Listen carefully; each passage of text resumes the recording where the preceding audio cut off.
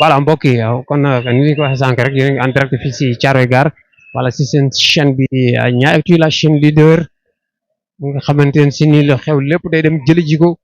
indil leen ko ba fa ngeen nekk voilà ñuy fàttali ne rek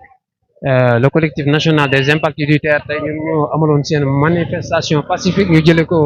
doore ko fa nga xamante ne si nii mooy Sébikotane teer si fi nga xam ne moom mooy Thiaroye Gare war a def seen point de presse mais dafa mel ni affaire yi am na tuuti xëcco si diggante force de l'ordre yi et de défense ak ñi nga xam ne ñooy manifestants yi ñu ànd ko ak seen président ki nga xam te mooy Macodou Fall ak i naataangoom. tey boo demee ba nekk président war nga premier ministre war nga mën a wax ak ñun te muy dëgg 2016 ba léegi Ousmane Sonko yow la ñuy waxal daan nga ñëw suñuy réunion amul benn bu la si ump fii tey terre bi jaar tey suñuy kër la fii oto yi jaar suñuy kër la ñoom ñoo ko yàq tey bis ni ki tey 2016 ba tey ñu topp si daw mënuñu jot suñuy kër mënuñu jot suñuy desitu xaalis te loolu yëpp dañ ko waxoon ba signé ko nan ñu ko jox Ousmane Sonko yow yaa ñu daan wax Macky Sall da leen rey ba ngeen dee waroon na leen pilisal di ñëw suñuy réunion di wax lépp ngay wax di yónnee kon tey boo demee ba toog boobu ba léegi nga ñuy wërwërloo kon yow ak gars yi da ngeen bëgg a mel nuroo te du yoon suñuy droit la ñuy laaj yéen a wax jubal jubbanti boobu ngeen wax te fii la war a leeree amul kenn ku ñu war a njëkk a am ci suñuy droit waaw. bari na ñoo xay lañ leen joxan jeex na tàkk amuñu ay kër amuñu fuñ dëkk seen njaboot gi amatul jàngatuñ fu ne nit ñaa ngi fay dugg di toltolaan jaaxle torop nañ ñu jàppale te yàlla tax vraiment nañ ñu jàppale te yàlla tax parce que nit ñi sonn nañ torop 2016 ba léegi kuy topp benn affaire di ko topp te ñun bañ na fiy jële dañ noo woo bañ ñëw ñu ne dañ leen di jox lii jox leen lii ñu diggee ñu signé booba léegi bañ signé ba pare bañ ñu joxee kenn ku ne bañ la tojee sa kër ba pare lañ pare ci yow daanaka ne amatul dara luñ ñuy toppatoo dina ko jéem a lijjanti sonn nañ lool ba ca kanam ak yàlla ay waay jàppale leen te yàlla tax dañoo yor ay njaboot yor xale yi jàng sonn lool kër yëpp a tas kër goo dem ma nga tas am na ci ñoo xay seeni sëy fa la des am ñoo xay seeni njaboot tas na amuñu kër guñ dëkk te dañ leen a fekkan ci kër gu baax ñu dëkk fa nañ ñu jàppale te yàlla tax xuloo wuñu xeexuñu dañuy bëgg rek fu ñu dëkk te yàlla tax merci. réew mi daal Sonko daal yàq na réew mi brisé na suñu kër ay ginaar sax boo leen tëjee sungun war nga leen a jox ñu lekk jox leen ñu naan moom daal moom yàllaa xam daal tas na suñu yaakaar daal jeunes yi xeexle nañ ko xuloo leen nañ ko ñii tëj nañ leen ñii dee nañ ba tey mu tas suñu yaakaar daal. xale yi seen jàng yàqu na suñu parents yi ñu ngi dee xamuñu lu mujjee xew seen gannaaw njaboot yi tas nañu féewaloo ku nekk dem na sa yoon kenn xamatul foofu bokk lii terre bi au lieu que mu arrangé ni mais la terre nous a mis à terre waaw la terre nous a mis à terre. suñuy suuf suñuy indemnité moom la ñuy laaj perte revenu locatif maanaam suñu kër yi ñi nga xamante ni dañoo toj suñu kër dañoo waroon am perte de revenu locatif amuñu ko. waaw salaamaaleykum Macodou Fall di président collectif national des impactés du terre waaw di sant yàlla bu baax di masawu impacté terre yëpp yi nga xam ni de Dakar à Sébikotane donc di leen masawu di remercier ñi nga xam ni tey jii teew nañ ci bés bi muy la presse aussi di remercier aussi les deux préfets mooy préfet Pikine ak préfet Rufisque bi nga xam ni ñoo ñu jox autorisation pour ñu mën a vraiment def mobilisation bi caravane bi nga xam ni jóge nañ Sébikotane ba Thiaroye Gare donc loolu tamit di ci sant yàlla bu baax donc ak encadrement bi nga xam ni police ak gendarmerie def nañu ko impacté terre bi cadre ba keroog ñuy egsi fii ci jàmm loolu tamit ñu ngi leen di remercier merci beaucoup. caravane bi nag lu ko waral defe naa ni bokk na ci li ñuy wax suñu tournée d'expression radicale parce que dégg ngeen ni y a 2 mois ñu ne woon octobre dañu bëgg def une série de manifestations li tax série de manifestations boobu en octobre mooy ni impacté terre yi man fii laa dëkk fii laa juddoo koñ bii ma taxaw nii j'ai presque 50 ans fii laa juddoo samay frère samay yaay ñëpp fii nañ juddoo terre bi nekk projet bu rëy nga xam ni tey jii liñ ci dugal ci ay xaalis kenn mënu ko estimer ñu ñëw ñun ñi nga xam ne ñoo dëkkoon ci emprise bi nangu libéré suñu kër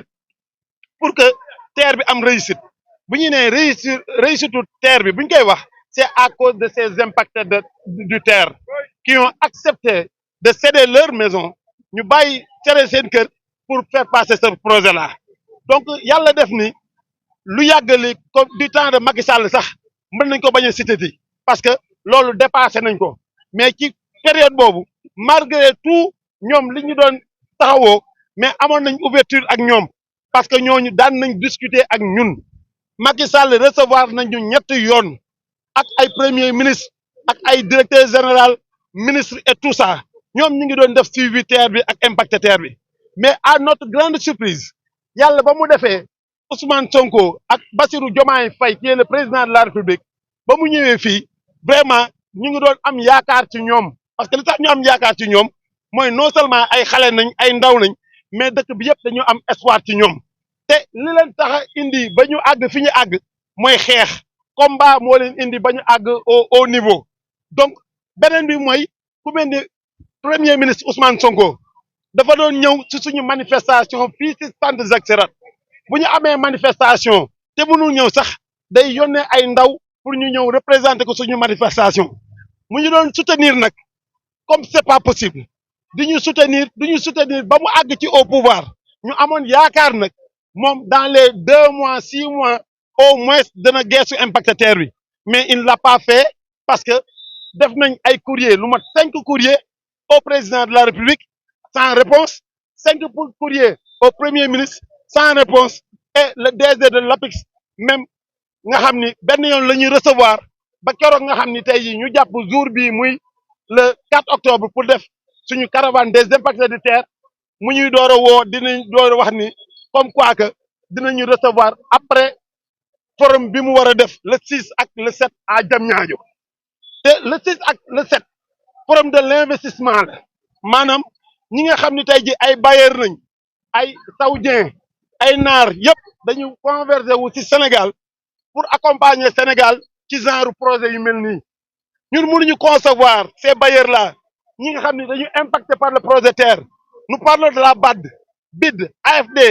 ñi nga xam ne tey jii au moins respecté wuñu même sax seen manuel opérationnel yi donc salfaañe suñu ak suñu yelleef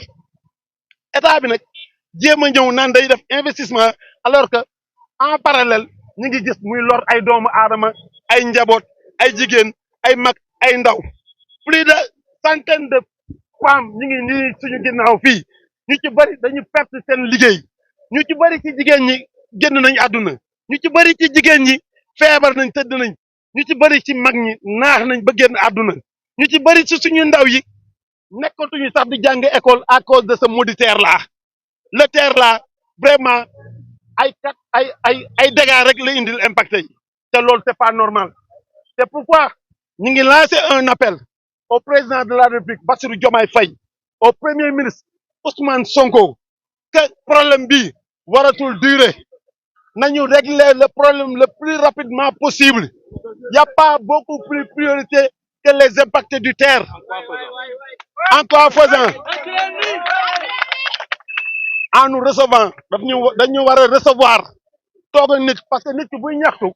yow en tant que autorité dañ la fi teg pour askan bi da nga leen war a woo nga déglu leen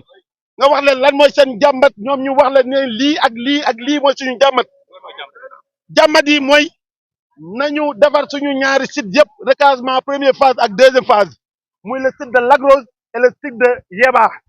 deuxièmement les mesures d'accompagnement social prime de vulnérabilité prime d'accompagnement social perte de revenu locatif nañ ñu ko fay ñëpp xam nañ ni kayitu kër yomb na ci Sénégal kayitu kër état moo koy defar yaa rien la nga xam ne tey ji empêché na leen pour ñu bañ a établir ay kayitu kër yu jàmbur ñu jox ko mag ñi nga xam ni ay personnes de troisième âge la te tooñu ñu kenn ñu jox leen ko au moins ñu mën a soulager loolu bu ñu leen ko joxoon au moins dana mën a atténuer mais loolu yëpp defuñu ko ci ñoom lu ñu def mooy bañ a faale te nit nag kenn du ko bañ a faale tey jii nag ñu ngi fii 2016 ba léegi kenn musul dégg impacté terre lakk kenn musul dégg impacté terre def na la te mënoon nañ ko de on pouvait le faire nous sommes pas des peureux maintenant on a toujours ñu nekk ay légalistes lépp lu ñuy def tey jii bu ñu demandé woon autorisation ñu bañal ñu ko comme duñu def manifestation parce que c'est pas notre première manifestation donc nous demandons à l'État du Sénégal de revenir à de meilleurs sentiments parce que fu mu nekk nii mun naa ne impact terre dañu dem ba seen limite moo tax octobre ñu ngi préconiser tey jii bu ñu fi jógee le 21 octobre dañuy def benn mémorandum dem yóbbu ko gouvernance bu ñu jógee gouvernance dinañ dem APEX déposer mémorandum bi bu ñu jógee APEX dinañ dem ci président assemblée nationale déposer mémorandum bi bu ñu jógee foofu le 30 octobre on va organiser une marche en ville à Dakar même loolu mooy série de manifestations yi ñu programmé woon en octobre mais inchallah bu neexee yàlla en novembre si l'État ne réagit pas en novembre yéen nga may dégg bu baax si l'État ne réagit pas en novembre plateforme bi nañuy jëm te kan muy guddi muy bëccëg man mi leen jiite j'assume dama ne damay assumer li may wax noonu muy guddi muy bëccëg ci plateforme bi nañ jëm nous sommes pareils on nous tue mais on ne va pas nous déshonorer nañu xam loolu inchallah bu neexee yàlla merci. Ouais, cette manifestation est organisée, cette caravane est organisée parce que simplement nous avons une tournée d'expression radicale appelée dénommée Terre qui entre en ligne de nos revendications en ce qui concerne le mois d'octobre. Donc nous, à côté et parallèlement, nous avons jugé que ce mois-là, nous avons tout simplement le colorier de couleur rouge parce que simplement, il y a effectivement une injustice. Il y a beaucoup de promesses de blabla que les autorités qui sont en charge de ce projet ne tiennent pas à respecter des engagements. Donc, raison pour laquelle nous avons tenu à faire cette manifestation aujourd'hui. Donc, cette manifestation qui entre dans le cadre, comme je l'ai dit, de la tournée d'expression radicale, qui est la première manifestation du mois d'octobre. Ce cadre-là, nous avons prévu de faire cette manifestation qui quittait Sébikotane et qui va traverser toutes les communes traversées par le projet. Nous avons quitté Sébikotane ce matin pour venir atterrir ici, dans la grande gare de Thiaroye. Et à côté de cette manifestation, il y a d'autres également manifestations qui sont prévues, à savoir le 21. Nous comptons déposer un mémorandum au niveau des autorités en charge du projet, comme je l'ai dit tantôt, à savoir la gouvernance, la direction de l'APEX, mais aussi à l'hémicycle, parce que nous jugeons effectivement que c'est un projet phare, effectivement, donc ce projet-là doit être bouclé et que le problème doit être derrière nous.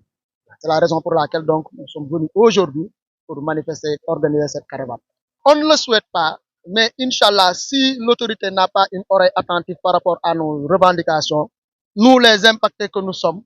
nous avons décidé de descendre dans la plateforme. Ça c'est clair. On l'a crié à tort et à travers. Nous avons l'intention, encore une fois je le dis, nous avons l'intention, si les autorités n'ont pas une oreille attentive par rapport à notre revendication, nous allons envahir et assaillir la plateforme du terre. Le terre ne va pas circuler parce que nous avons les moyens de le faire. Nous avons également, comment dirais-je encore, les techniques de le faire. Et nous ne sommes pas des peureux parce que nous sommes des banlieusards pour la plupart. Donc, comme nous sommes des légalistes, nous avons jugé que tous les problèmes se terminent autour d'une table. Nous avons écrit à coquille de droit, adressé pas mal de courriers aux différentes structures qui gèrent ce projet, mais il y a un mutisme total qui est noté. Ça fait presque 1 an et demi. Donc, nous n'en pouvons plus. Des nouvelles autorités, nous parlons bien sûr de ces nouvelles autorités parce que du temps de Macky Sall, quand même, il y a eu quand même des avancées qui ont été notées, il faut le dire. Mais depuis l'avènement de ce nouveau régime-là, c'est le secteur total. Donc, l'État nous doit des sites de recasement qu'il devait d'abord mettre en place avant même de nous payer. Mais tel n'est pas le cas. Depuis 2016, pour la première phase, depuis 2021, ils devaient terminer leur site de recasement qui n'est pas terminé. Les travaux sont à 40% de réalisation. Nous n'avons pas d'aménagement total. Nous n'avons pas de titre de propriété sécurisé. Pour la deuxième phase également, c'est le même constat. Ils devaient effectivement nous reloger parce qu'à côté des indemnisations qui ont été payées, c'est le relogement qui s'ensuit. Mais force est de constater qu'effectivement que les travaux sont toujours à l'arrêt depuis que ce nouveau régime est en place. Les PAP agricoles aujourd'hui, ces PAP agricoles qui se sont sacrifiés effectivement pour donner leur terrain, pour qu'on puisse ériger ce terre, ces PAP agricoles-là, aujourd'hui,